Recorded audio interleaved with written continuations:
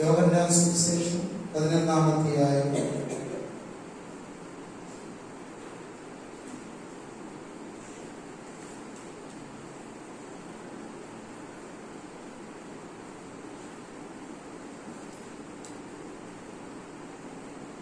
32-ാമത്തെ വാക്യം. യോഹന്നാൻ 11:32.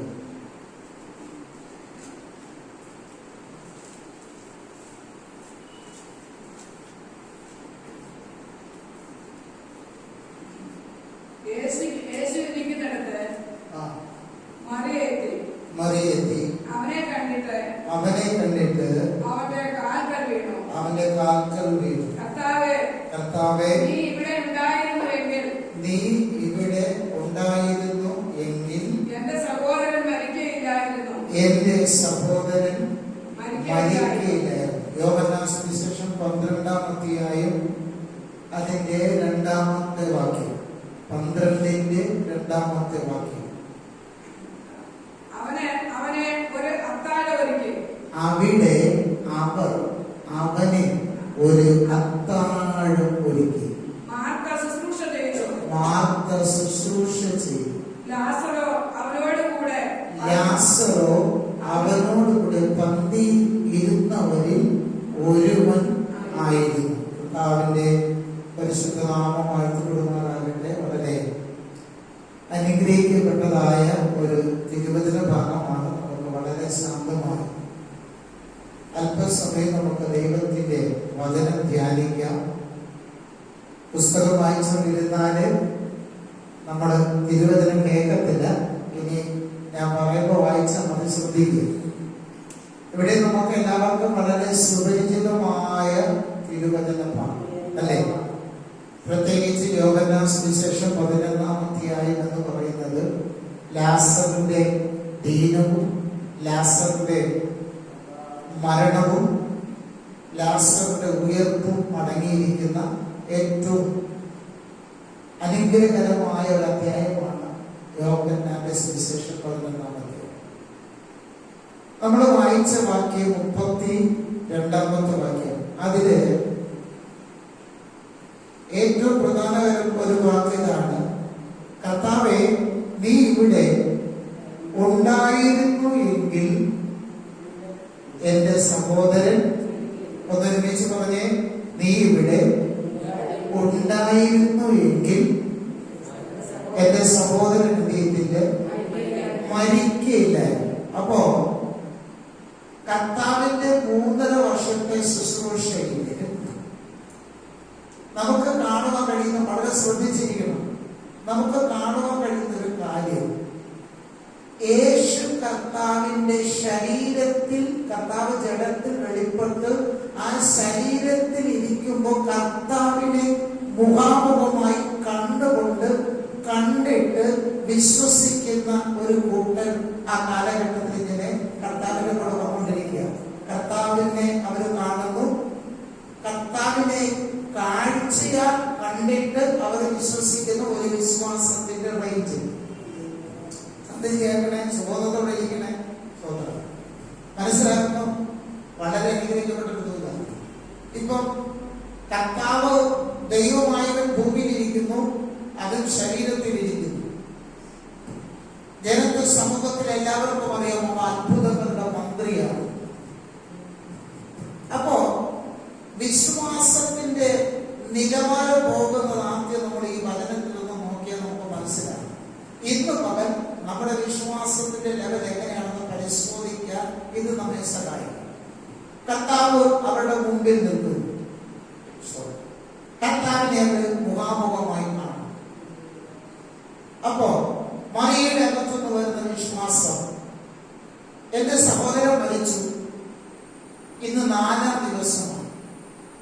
മറിയ പറയുകയാണ്, അമ്മ ഇവിടെ ഉണ്ടായിരുന്നെങ്കിൽ എന്ത് ചെയ്യുമായിരുന്നു?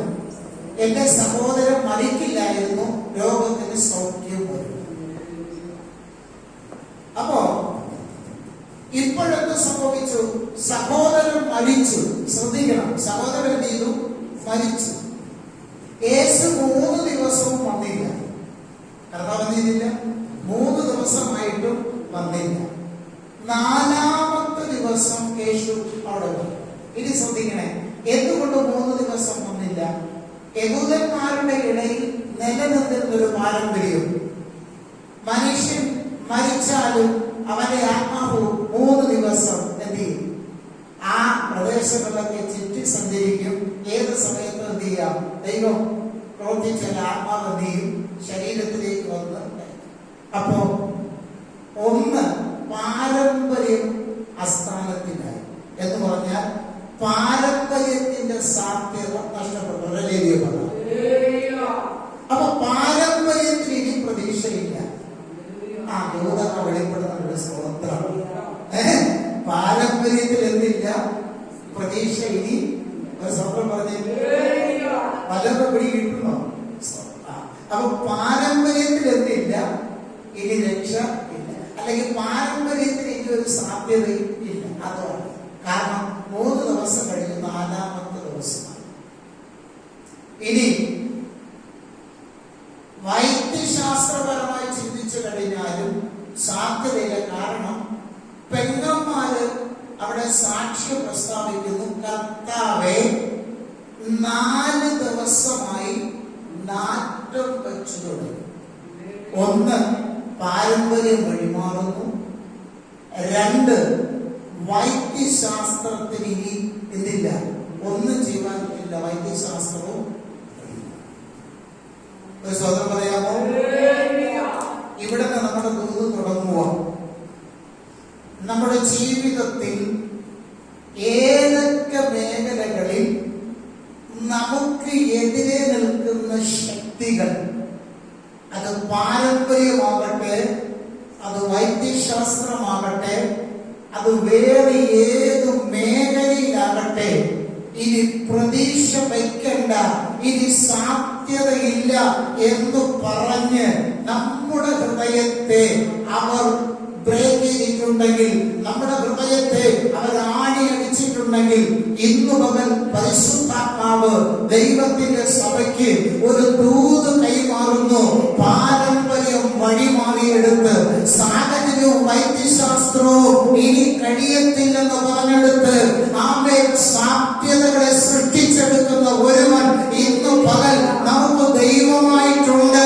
അതുകൊണ്ട് ഇന്ന് പകൽ അവസാനിച്ച് എന്ന് വിശ്വസിക്കാൻ വരട്ടെ. സാധ്യതയില്ലെന്ന് പറയാൻ വരട്ടെ.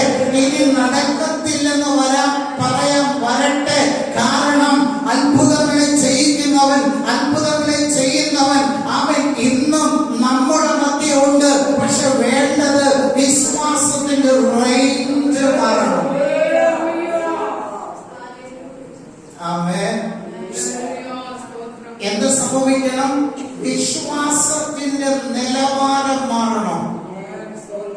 3 ദിവസം കഴിഞ്ഞാൽ സാധ്യതയില്ല എന്ന പാരമ്പര്യത്തിന്റെ മണ്ഡലം മാറണം. വൈദ്യശാസ്ത്രത്തിൽ ഇനി ഒന്നും ചെയ്യുവാൻ കഴിയത്തില്ല എന്ന വിശ്വാസത്തിന്റെ പരിധി മാറണം. സ്വത്രം അടുത്തതെന്ന് സ്വത്രം അടുത്തതെന്ന് പറയുന്നത് അറിയാമോ? നാറ്റം വെച്ച് കഴിഞ്ഞു, ഇനി ഒരു സാധ്യതയില്ല.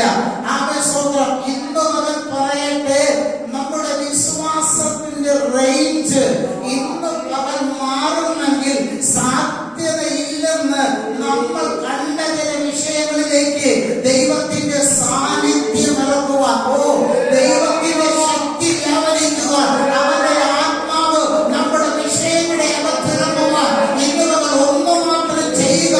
നമ്മുടെ വിശ്വാസത്തിന്റെ റേഞ്ച് ഇന്ന് പകൽ മാറി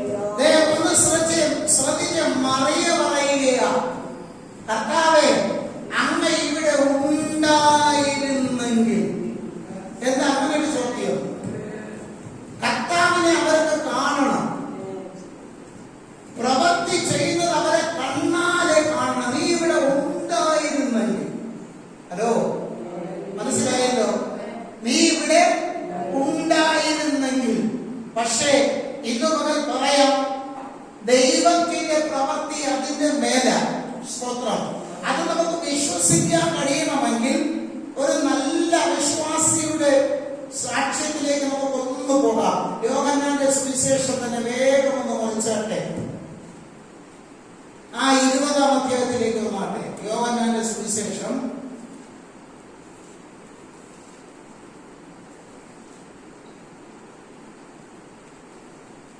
20-ാം അധ്യായം അതിന്റെ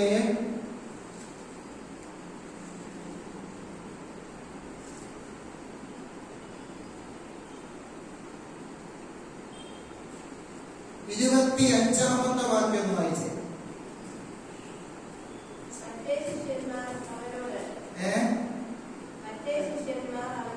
മറ്റേ ശിഷ്യന്മാർ അവനോട് ശ്രദ്ധിക്കണേ, മറ്റേ ശിഷ്യന്മാർ അവനോട് ഞങ്ങൾ കർത്താവിനെ കണ്ടു എന്ന് പറഞ്ഞേറെ. ഇവിടെ നിന്ന് തുടങ്ങണേ. ഞാൻ അവന്റെ കൈകളിൽ ഒന്ന് അവന്റെ കൈകളിൽ ആണിപ്പഴുതു കാണുകയും അടുത്ത ശ്രദ്ധിച്ചോ, ആണിപ്പഴുതുകളിൽ വിരലിടുകയും. അപ്പൊ രണ്ടായേ, ഒന്ന് കണ്ണാൽ കാണണം. ശ്രദ്ധിച്ചോട്ടെ, വിശ്വാസത്തിന്റെ റേറ്റ് പോകുന്നത് ശ്രദ്ധിച്ചോളൂ. ഒന്ന് കണ്ണാൽ കാണണം. രണ്ട് കണ്ട വിഷയത്തെ വിരൽ കൊണ്ട് സ്പർശിക്കണം. അടുത്തത് മൂന്ന്. അടുത്ത വായിച്ചേ. അവിടെ ശ്രദ്ധിച്ചോ, അവന്റെ വിലാപ്പുറത്ത് എന്ത് ചെയ്യണം? കൈയിടുകയും ചെയ്തിട്ടല്ലാതെ എന്ത് ചെയ്യത്തില്ല? വിശ്വസിക്കുകയില്ല. ഇനി ശ്രദ്ധിച്ച്, മറിയ പറഞ്ഞ ആ ഭാഗത്തെ ദൂത് നമുക്ക് മനസ്സിലാക്കാൻ വേണ്ടി നിങ്ങൾ പുസ്തകം വായിക്കല്ലേ.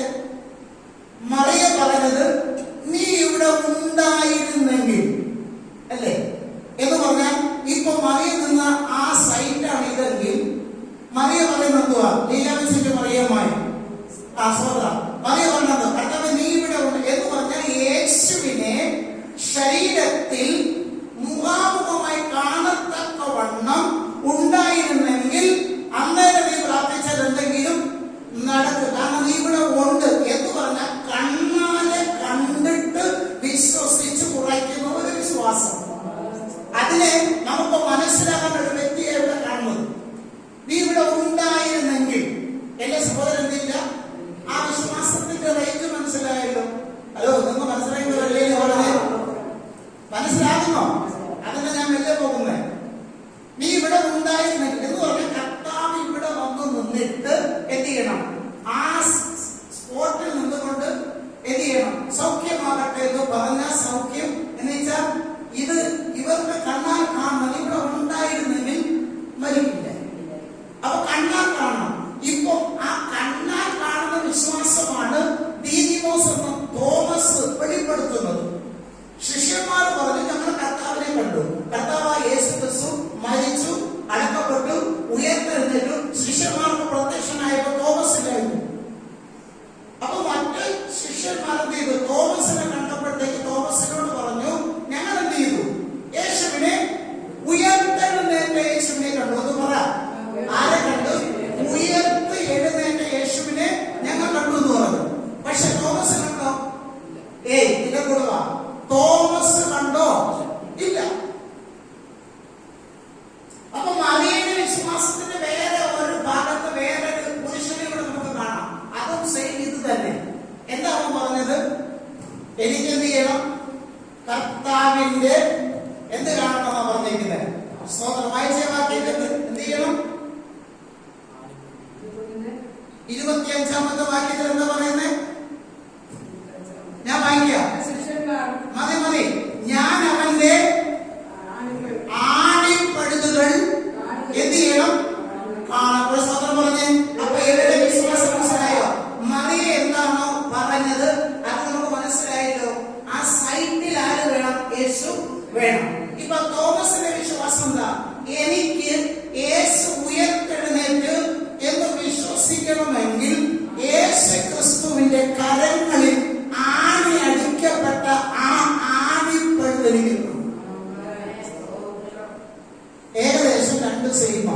അല്ലേ? എന്നുവെച്ച കണ്ടുകൊണ്ട്. പക്ഷേ ഇവൻ ഇത്തിരി അപാരമാണ്.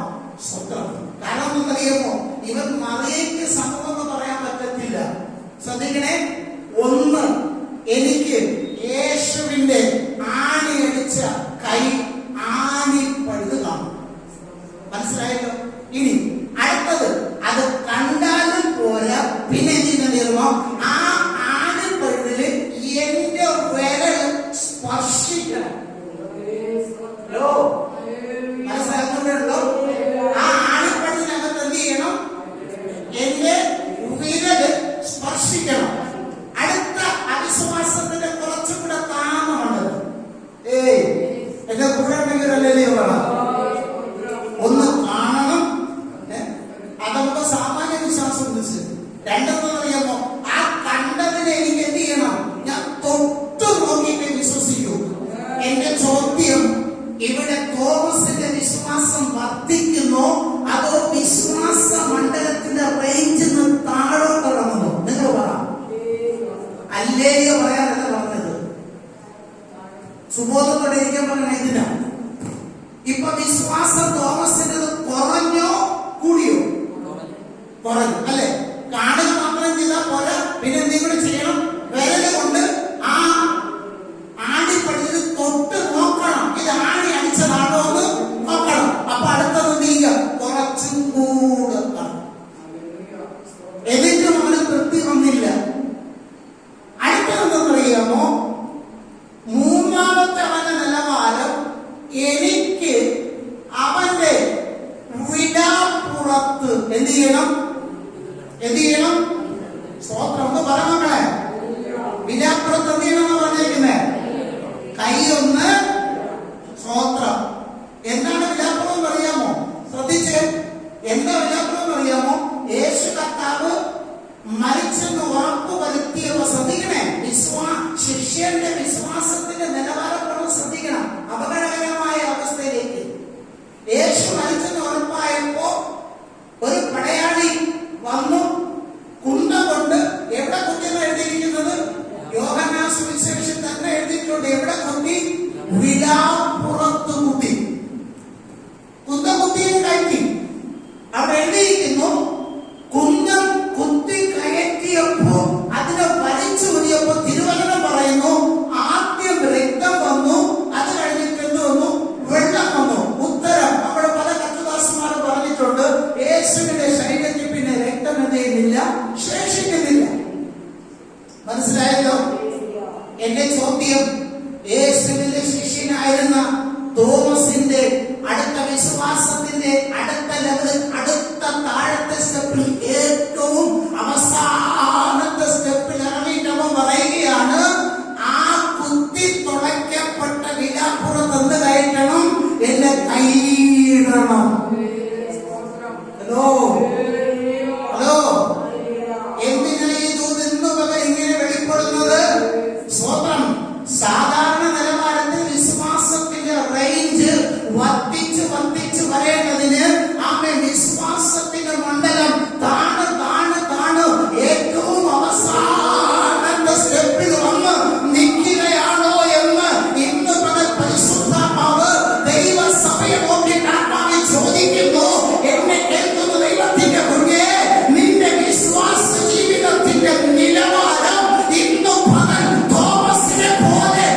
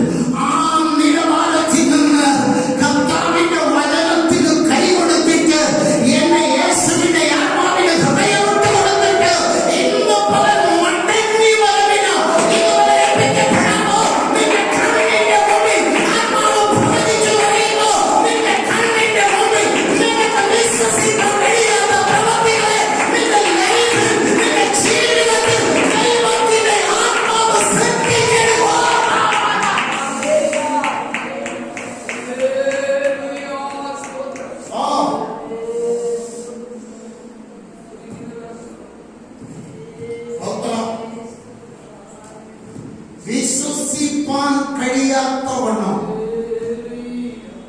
ദൈവപ്രവൃത്തി അടയാളത്തോടെ നിന്നിൽ വെളിപ്പെടുത്തിയെടുക്കുന്ന ദൈവകരത്തിന്റെ പ്രവൃത്തിയെ കണ്ണാലെ കാണാൻ പോകുന്നു എന്ന് ഇന്നലെ കാലം ആത്മാവ് ആലോചനയാകുന്നു.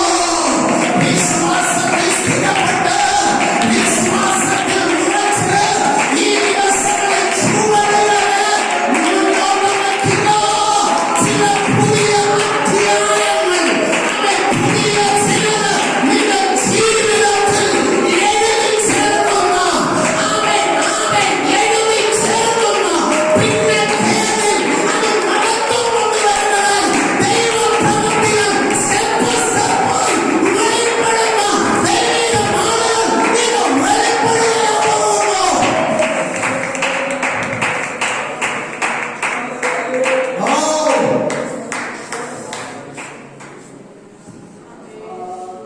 സ്തോത്രം. പ്രിയ കുഞ്ഞുങ്ങളെ, ഇന്നു പകൽ നമ്മൾ ഏത് മണ്ഡലത്തിൽ നിൽക്കുന്നു? സ്തോത്രം. ആ വചനം എടുത്തു വായിക്കുവാൻ സമയം പോരാ, കാരണം എനിക്ക് ദൂത് പറഞ്ഞ് മുമ്പോട്ട് പോകണം. തോമസ്, കർത്താവ് തോമസിന് വെളിപ്പെട്ടിട്ട് തോമസ് താണു വീട് കിടന്ന് കർത്താവിനോട് നിലവിളിക്കുമ്പോ എന്റെ ദൈവവും കർത്താവുമായുള്ളവേ എന്ന ഭയങ്കര അഭിസംബോധന ചെയ്യുമ്പോ എന്റെ തമ്പുരാൻ തോമസിനോട് പറഞ്ഞൊരു വാക്കുണ്ട്, നീ കണ്ടത് കൊണ്ട് വിശ്വസിച്ചു, കാണാതെ വിശ്വസിക്കുന്നവൻ ഭാഗ്യവാനെന്ന് തന്റെ ശിഷ്യനോട് എന്റെ അനുവാദം പറഞ്ഞെങ്കിൽ ഇന്നവരെ ദൈവത്തിന്റെ ജനമേ, കണ്ടുകൊണ്ട് വിശ്വസിക്കാമല്ലോ, കണ്ടുകൊണ്ട് വിശ്വാസത്തിൽ ഉറക്കാമല്ലോ. ഈ ദിവസങ്ങളിൽ നിന്റെ ഹൃദയം കാണാത്ത ചിലതിനെ കാണാത്ത ചിലതിനെ യേശുവിന്റെ നാമത്തിൽ ആത്മാവ് പറയുന്നു. ഇന്ന് കാണാത്ത ചിലതിനെ വിശ്വാസത്താൽ നീ ഗർഭം ധരിക്കണമെന്ന് ആത്മാവ് ശക്തമായിട്ടുണ്ട്.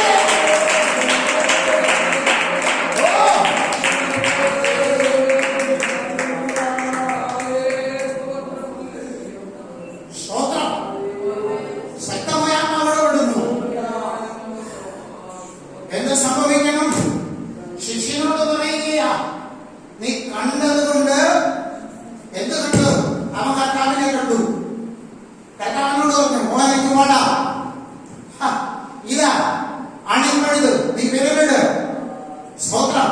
ഇതാ എന്റെ വിലാപ്പുറം, നിനക്ക് കൈയിടണോ? ഇട്. അവിശ്വാസിയാകാതെ വിശ്വാസിയായി ജനിക്കണം.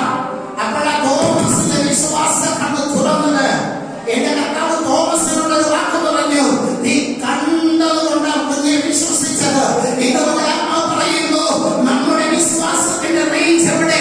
അവന് ഇഷ്ടം കണ്ണാൽ കണ്ടിട്ട് വിശ്വസിക്കുന്നതല്ല, അവന് ഇഷ്ടം കണ്ണാൽ കണ്ടിട്ട് പോലെ കണ്ണാൽ കണ്ടിട്ട് വിശ്വസിക്കുന്നതല്ല. ആത്മാവ് ഇതുപോലെ ദൂത് പറയുന്നു, കണ്ണാൽ കണ്ടിട്ട് വിശ്വസിക്കുന്നതല്ല, പിന്നെയോ എന്റെ യേശു ആരെന്ന് അറിയുന്നു. അവൻ എന്റെ ഉപനിധി അവസാനത്തോളം കാക്കുവാൻ ശക്തനെന്ന് ലേഖനത്തിൽ ആത്മാവ് എഴുതപ്പെട്ടിരിക്കുന്നത് പോലെ അവൻ ഇനി കണ്ടിട്ടല്ല, ഇനി എന്റെ യേശുവിന്റെ പ്രവൃത്തി കണ്ടിട്ടല്ല. അല്ലല്ലല്ല, ഇന്നു പകൽ ഞാൻ എന്റെ വിശ്വാസത്തിന്റെ ലെവല്, എന്റെ വിശ്വാസത്തിന്റെ റൂട്ടിനെ ഞാൻ മാറ്റുന്നു. കാണാതെ യേശുവിനെ കാണാതെ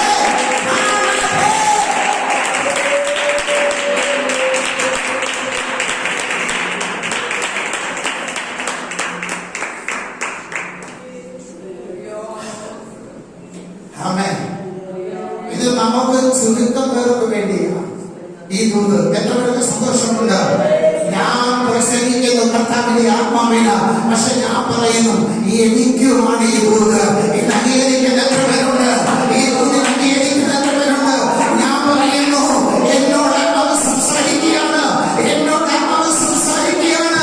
ഇനി നമ്മുടെ കർത്താവിന്റെ പ്രവൃത്തി കണ്ടിട്ടല്ല, ഇനി യേശുവിന്റെ പ്രവൃത്തി കണ്ടിട്ടല്ല, അതിനപ്പുറം വിശ്വാസ കണ്ണിൽ അവൻ വിശ്വാസത്തിന്റെ ഹൃദയത്തിൽ ഞാൻ എന്റെ രക്ഷിതാവിന്റെ, ഞാൻ എന്റെ യേശുവിന്റെ, ഞാൻ എന്റെ പ്രാണപ്രിയന്റെ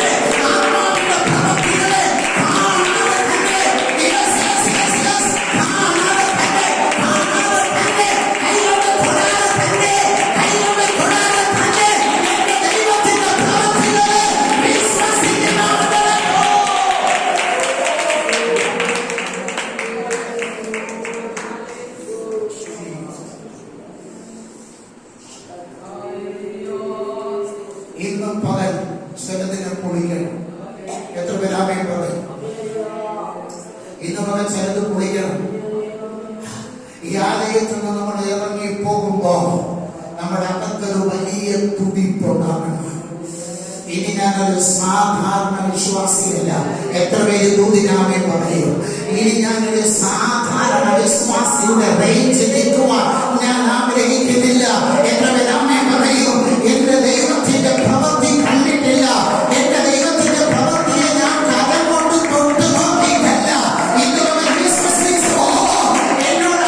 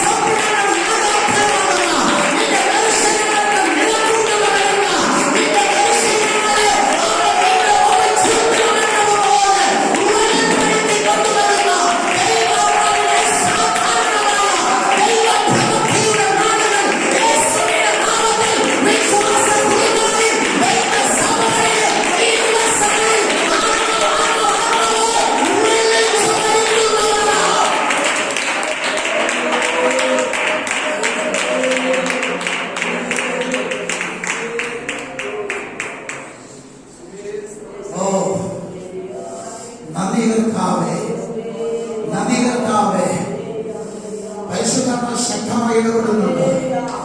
ആമേൻ, ആമേൻ, ആമേൻ. നമ്മൾ നടക്കുന്നിടത്ത്, നമ്മൾ ഇരിക്കുന്നിടത്ത് ഈ തിരുവെടുത്ത് നമ്മെ കത്തിച്ചുകൊണ്ടിരിക്കണം. ഈ തിരുവെടുത്ത് നമ്മെ കത്തിച്ചുകൊണ്ടിരിക്കണം. പിശാച് അസ്വസ്ഥത ഇടുമ്പോ, പിശാച് ഭാരമിടുമ്പോ അമ്മ ഇങ്ങനെ പറയുന്നു, നീ ഇതുമായി കൊണ്ട് ഏറ്റു പറയണം, ഞാൻ എന്റെ ദൈവത്തിന്റെ പ്രവൃത്തി കണ്ടുകൊണ്ട് കണ്ടിട്ടല്ല, എന്റെ കൈ കൊണ്ട് തൊട്ടിട്ടുമല്ല, പിന്നെയോ ഞാൻ അറിയുന്നു എന്റെ ദൈവമാണെന്ന് ഞാൻ അറിയുന്നു. അവൻ ഇല്ലാത്തതിനെ ഉള്ളതിനെ പോലെ വിളിച്ചു വരുത്താൻ കഴിവുള്ള ദൈവം. അവൻ സൃഷ്ടിച്ചെടുക്കുന്നവൻ, അവൻ പുതിയവനെ കൊണ്ടുവരുന്നവൻ. ഇതുവരെ കരമം അടിച്ച് അവൻ പുതിയവനെ ഇന്നലെ കണ്ടിട്ടില്ലാത്തതിനെ, നിന്റെ കൈ തൊട്ടിട്ടില്ലാത്തതിനെ, നീ അനുഭവിച്ചിട്ടില്ലാത്തതിനെ എന്റെയും നിന്റെ ജീവിതത്തിലേക്ക് അത് അടക്കി കൊണ്ടുവരുവാൻ കഴിവുള്ള ഒരു ശക്തനായ ദൈവം.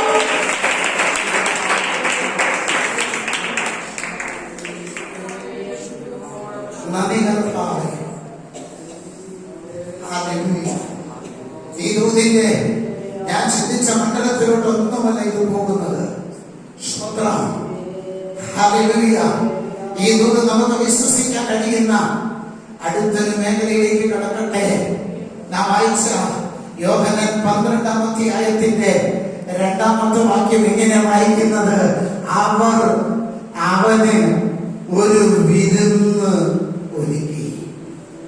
ഹല്ലേലൂയ. മാർത്ത ശുശ്രൂഷ ചെയ്തു.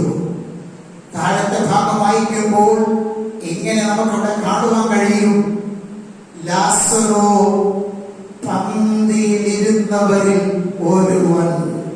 ഒന്ന് സഭ ഒരുമിച്ച് പറഞ്ഞേ, ലാസറോ, ലാസറോ പന്തിയിലിരുന്നവരിൽ. ഒന്ന് പറഞ്ഞേ, ലാസറോ പന്തിയിലിരുന്നവരിൽ. എത്ര പേർക്ക് വിശ്വാസം കയറുമോ? ഹല്ലേലൂയ. എന്താ വാക്യം പറയുന്നത് അറിയാമോ? ലാസറോ, എന്റെ കൂടെ വാ. എന്താ പറയുന്നേ? എന്താ പറയുന്നത്? തിരുവെടുത്ത് ലാസറോ ആരായിരുന്നു? പന്തിയിലിരുന്നവരിൽ ഒരുത്തനായിരുന്നു. ദൈവത്തിന് സ്തോത്രം. ആര്? ആര്? എന്നെ ശ്രദ്ധിക്കും. ഇപ്പൊ വായിക്കട്ടെ, എന്നെ ശ്രദ്ധിക്കേ. ലാസർ ആരായിരുന്നു? ഇപ്പോൾ പറഞ്ഞേ. യേശു കർത്താവ് നടത്തുന്ന കൂട്ടായ്മയില് വിശിഷ്ട അതിഥിയെ പോലെ പന്തിയിലിരിക്കുക. 12-ാം അധ്യായത്തിൽ സ്വന്തം പറഞ്ഞേ, മനസ്സിലാക്കുന്നോ? ഇനി 11-ാം അധ്യായത്തിൽ ലാസർ ആരാ? എന്നെ നോക്ക്. പുസ്തകം ഒന്ന് നോക്കാതെ എന്നെ നോക്കാൻ പറഞ്ഞു പ്രസംഗിക്കുന്നവർക്ക്. 11-ാം അധ്യായത്തിൽ ലാസർ ആരാ? മരിച്ചവൻ. ഒന്ന് ശ്രദ്ധിക്കണേ. 11-ാം അധ്യായത്തിൽ മരിച്ചവൻ. ഒന്ന്. രണ്ട്, എല്ലാ സാധ്യതകളും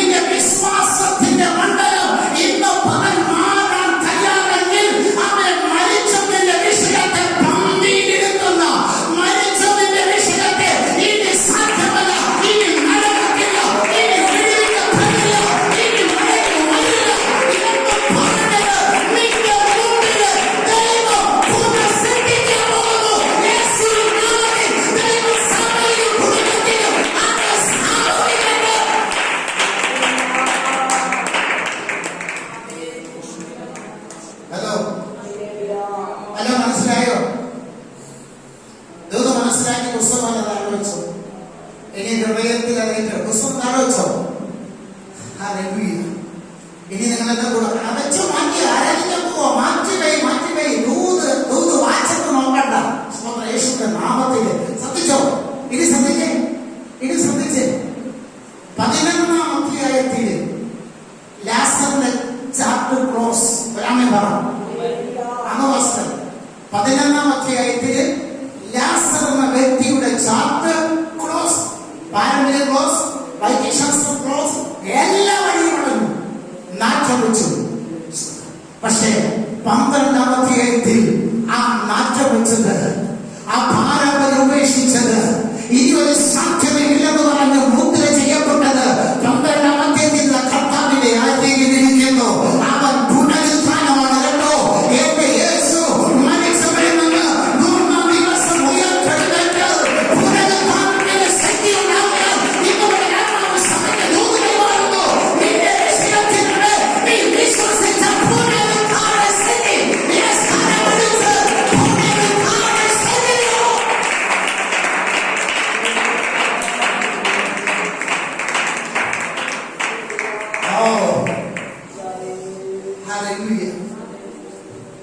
എത്ര പേർക്കകത്ത് ദൂത് വന്നു? മരിച്ചു കിടക്കുന്ന വിഷയമുണ്ടോ? സാധ്യതയില്ലെന്ന് പറഞ്ഞ് നിന്നെ ഇട്ടിരിക്കുന്ന വിഷയമുണ്ടോ? നിന്റെ ഹൃദയവും നിന്റെ മനസ്സും പോലും നിന്നെ വിശ്വസിപ്പിക്കുവാൻ അനുവദിക്കാനുള്ള വിഷയം ആത്മാ പറയുന്നു ഇതിനകത്തുണ്ട്. നിന്റെ മനസ്സും നിന്റെ ഹൃദയവും ഇനി അതിന് ചെവി കൊടുത്തിട്ട്, ഇനി അതിന് സാധ്യത കൽപ്പിച്ചിട്ട് കാര്യമില്ലെന്ന് എഴുതി തള്ളിയ വിഷയം ഇതുകൊണ്ട് ആത്മാ പറയുന്നു. ലാസർ 11-ാം അധ്യായത്തിൽ ചാപ്റ്റർ ക്ലോസ് ആയെങ്കിൽ 12